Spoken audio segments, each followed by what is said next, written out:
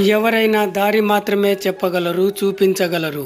ఎటు వెళ్ళాలి, ఎలా వెళ్ళాలి అని నడవవలసింది నువ్వే. మనిషి సుఖపడడానికి ఇష్టపడినంత తేలికగా కష్టపడడానికి ఇష్టపడలేడు. గెలుపుతో సంసారం చేయాలంటే ఓటమితో వ్యభిచారం చేయాల్సిందే. నా వల్ల కాదు అనే ముందు దానికోసం నువ్వు ఎన్ని విధాలుగా ప్రయత్నించావో మరిచిపోకు. ఇక్కడ అందరికీ న్యాయం కావాలి, నిజం కావాలి. కానీ న్యాయం చేయడానికి, నిజం మాట్లాడడానికి మాత్రం ఎవ్వడూ ఇష్టపడడు. అందరూ అదృష్టాన్ని నమ్ముకుంటే ప్రయత్నించేదెవరు, కష్టపడేదెవరు? వయసు పెరిగే కొద్దీ శారీరకంగా పెరుగుతున్న బరువు కన్నా మానసికంగా పెరుగుతున్న బరువులే ఎక్కువ. మనశ్శాంతి అంటే చుట్టూ 100 మంది ఉండడం కాదు, మనకు కావలసిన వాళ్ళు మనతో ఉండడం. కొన్నింటిని వీలైనంత వరకు వదిలేయి లేదా వదిలించుకో, అప్పుడే నీకు మనశ్శాంతి. తగ్గినంత మాత్రాన తక్కువ అయినట్లు కాదు, చులకన అయినట్లు కాదు. విలువ లేని చోట వివరాలు అనవసరం. నువ్వు చెప్పాలి అనుకున్నా వినేవాళ్ళు విలువ ఇవ్వరని తెలుసుకో. కొందరు క్లోజ్గా ఉన్నంత మాత్రాన వాళ్ళు నీ వాళ్ళే అని మురిసిపోవద్దు. అవసరానికి వాడుకొని వదిలేస్తారు. వాళ్ళకి నువ్వు టైంపాస్ మాత్రమే. సాయం కోసం ఎదురు చూస్తూ నీ ప్రయత్నం ఆపేయకు. సాయం చేసేవాళ్ళు ఎవ్వరూ ముందుకు రారు. అన్నీ కోల్పోయిన వాడికే తెలుస్తుంది జీవితం అంటే ఏమిటో. ఆ బాధ నుంచి మళ్ళీ తిరిగి నిలబడేవాడే అసలైన హీరో. భవిష్యత్తు బలంగా ఉండాలి అంటే పరిస్థితులు ఎలా ఉన్నా సరే కష్టపడాల్సిందే. ఆత్మవిశ్వాసాన్ని కోల్పోకూడదు. సహనం అంటే దండించే అధికారం ఉన్నా దండించకపోవడం. ప్రేమ అంటే వదిలిపెట్టే అవకాశం ఉన్నా వదలకపోవడం. వ్యక్తిత్వం అంటే చెడగొట్టే పరిస్థితులు ఎన్ని ఉన్నా చెడిపోకుండా ఉండడం.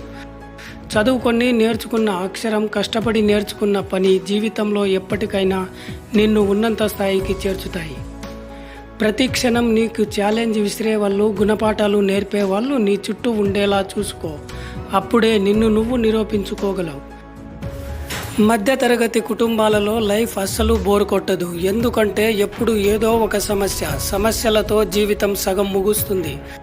బ్రతుకంటే భయం లేకపోయినా పర్వాలేదు, కానీ బాధ్యత లేకపోతే మాత్రం జీవితానికి ప్రమాదం.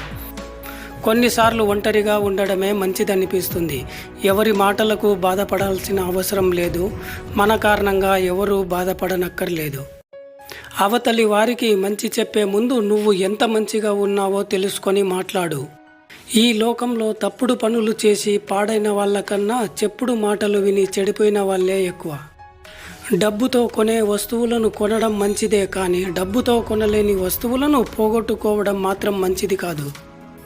ధైర్యంగా నిజం చెప్తే అబద్ధం చెప్పాల్సిన అవసరం రాదు. భయపడి అబద్ధం చెప్తే నిజం చెప్పే ధైర్యం రాదు. జీవితం అనే పుస్తకంలో ప్రతి పేజీ మనసుకు నచ్చేలా ఉండవు. కొన్ని పేజీలు గుండెకు గుచ్చేలా ఉంటాయి.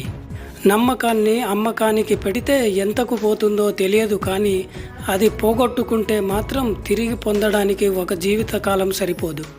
ఒక్కటి గుర్తుపెట్టుకో, సాయం కోసం ఒకడి దగ్గర చెయ్యి చాపితే ఆ రోజు నుంచి వాడు నిన్ను చులకనగా చూస్తాడు.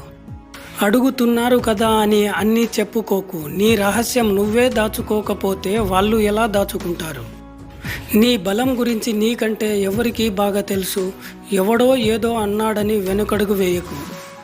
నువ్వు నమ్మిన పనిని నిజాయితీగా చేసుకుంటూ పోతే ఏదో ఒకరోజు నువ్వు కోరుకున్న స్థాయిలో నీ కష్టమే నిన్ను ఒక రాజులా నిలబెడుతుంది.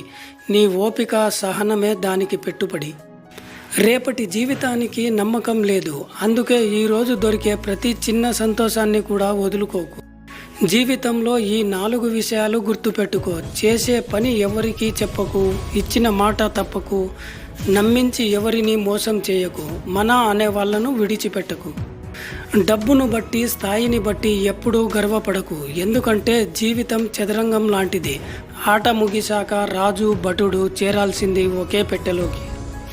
నాలుకకు ఎముకలు లేవు, కానీ అది గుండెను పగలగొట్టేంత బలంగా ఉంటుంది. కాబట్టి మీ మాటలతో జాగ్రత్త. నేటి రోజుల్లో అవసరం ఉంటే అంతా నువ్వే అంటారు, అవసరం తీరాక నువ్వెంత అంటారు.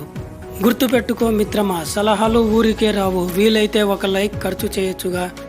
Please subscribe our YouTube channel and thank you for watching video.